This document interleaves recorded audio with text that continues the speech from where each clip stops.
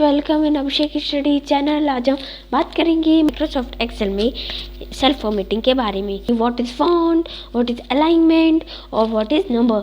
मतलब हम इसमें जो यूज़ करेंगे उसकी कमांड्स, मतलब जैसे कि बोल्ड करना, अंडरलाइन करना, फॉन्ट चेंज करना, इसका साइज़ चेंज करना, इसको बॉटम में लाना, इसको लेफ़्ट साइड में करना, इसको राइट साइड में करना, इसको दो सेलों को मर्ज करना, उनके टाइप लगाना कि ये नंबर है कि डेट है, ये क्या है।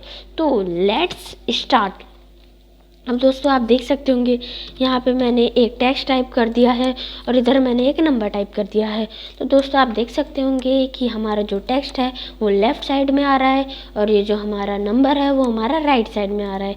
तो दोस्तों टेक्स्ट तो इसे एक ही टाइप का होता है, लेकिन नंबर है वो बहुत टाइप के हो सकते हैं, जैसे डेट हो गया, करेंसी हो गया, या फिर हमारा कोई टाइम हो गया। तो जैसे कि आप यहाँ देखते हैं कि हमारा जो जनरल ये हमारा बाय डिफ़ॉल्ट सेट ही रहता है।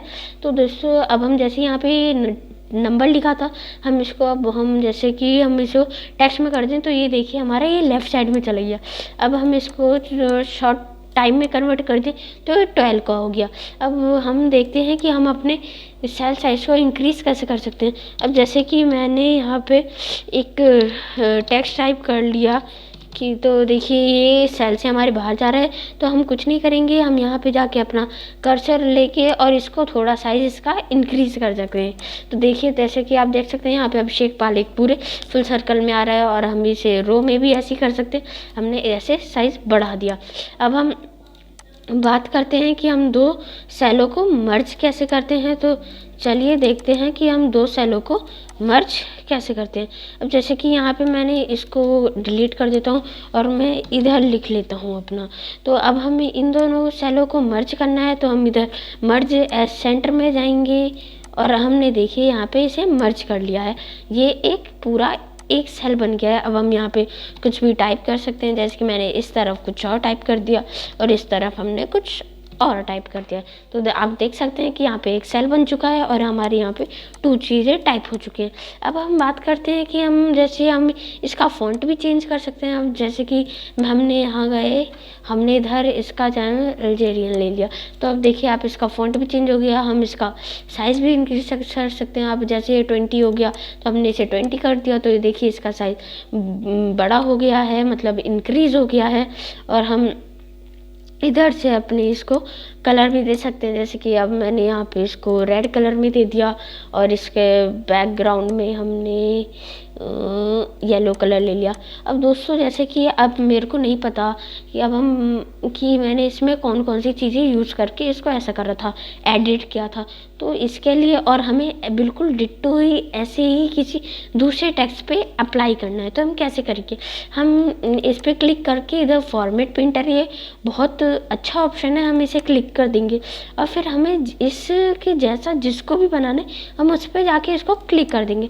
आप देख सकते हैं कि यहाँ पे राम जो था वो भी अभिषेक की तरह ही बिल्कुल कन्वर्ट हो गया है। अब हम बात करते हैं कि हम अपने अलाइनमेंट इस पर कैसे अप्लाई कर सकते हैं। तो देख सकते हैं आप लोग, यहाँ पे मैंने एक टेक्स्ट टाइप किया है और अब हम इस पे देखिए जैसे कि हम इसका साइज़ रोटेट कर सकते हैं। जैसे कि हम इसे वर्टिकल में कर दिया, अब ये वर्टिकल में हो गया। जैसे कि अब मैं इसको एंगल क्लॉकवाइज कर देता हूँ तो ये इस तरफ का रोटेट हो गया। अब हम इसे इधर से आके इसको ऐसे चेंज भी कर सकते हैं, जैसे कि यहाँ पे हम ऐसे टेक्स्ट को अपने किसी भी तरह से रोटेट कर सकते हैं। अब जैसे कि मैंने यहाँ पे ऐसे रोटेट कर दिया तो ये ऐसे रोटेट हो रखा है। अब मैं इसको सीधा सही कर देता हूँ, वापस से पहले जैसा ही कर देता हूँ, तो देखिए यहाँ पे वापस से पहले जैसा ही हो गया है। अब आप देखिए, अब हम यहाँ पे इस पर बॉटम का यूज़, जैसे हम इसको राइट साइड का यूज़ कर सकते हैं। अब जैसे हम पहले इसको इंक्रीज़ करते हैं यहाँ से, अब हम इसको जैसे बॉटम का यूज़ करते हैं तो ये बॉटम में आ गया। हम इसको लेफ़्ट में यूज़ करते हैं तो राइट का यूज़ करते हैं तो राइट आ गया। यहाँ पे हम लेफ़्ट का यूज़ करते हैं तो ये लेफ़्ट में चला गया। और हम इसे मिडल में यूज़ करते हैं तो ये मिडल आ गया। और हम इसे डाउन साइड में यूज़ करें डाउन रहेगा, और ये अपर करेंगे तो अपर हो जाएगा। तो आप समझ गए होंगे कि ये कैसे होता है, आप समझ गए होंगे कि फ़ॉन्ट में कैसे। अब जैसे कि हमने इसे फ़ॉन्ट में बात करते हैं तो हमने इसका इधर से हमने इसका फ़ॉन्ट चेंज कर दिया, इसका हमने साइज़ चेंज कर दिया और हम इन दोनों सेलों को अब मर्ज कर देते हैं। यहाँ मर्ज में हम गए, मर्ज सेंटर में, और मर्ज सेंटर में हमने इसे क्लिक करा तो ये मर्ज हो गया।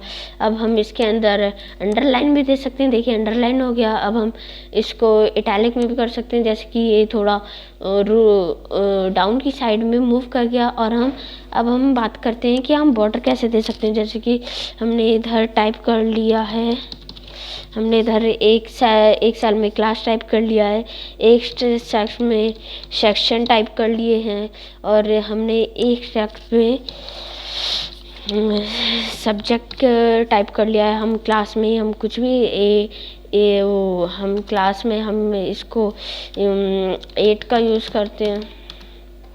आप देख सकते होंगे हम इसका साइज़ वापस से वैसे ही कर देते हैं पुरानी जैसा।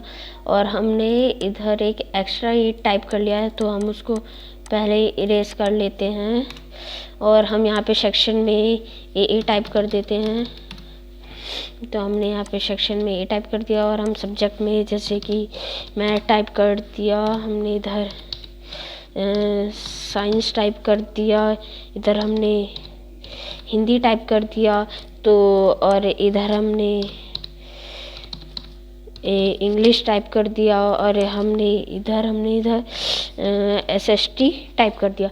तो अब हमें इसको एक प्रोफेशनल सा बॉर्डर देना है, तो हम इसको सेलेक्ट करेंगे इस पूरे को, और हम इधर से जाएंगे और इधर बॉर्डर का ऑप्शन मिल जाएगा। तो हम इधर बॉटम बॉर्डर में सेट करना चाहते हैं, तो यहाँ देखिए आप नीचे बॉटम बॉर्डर में सेलेक्ट हो गया है। अब हम इसको जैसे कि हम इसे टॉप बॉर्डर सेलेक्ट करते हैं, तो हमें यहाँ पे टॉप और बॉटम में दोनों में मिल जाता है। अब हम देखिए, अब हम जैसे कि इसको ऑल साइड बॉर्डर यूज़ करते हैं, तो ऑल साइड ये बॉर्डर ऐसे हो जाता है। तो इस वीडियो में इतना ही। हम अपनी नेक्स्ट वीडियो में किसी नए MS एक्सेल के बारे में बताएंगे। तो thank you, please like and share and subscribe my channel.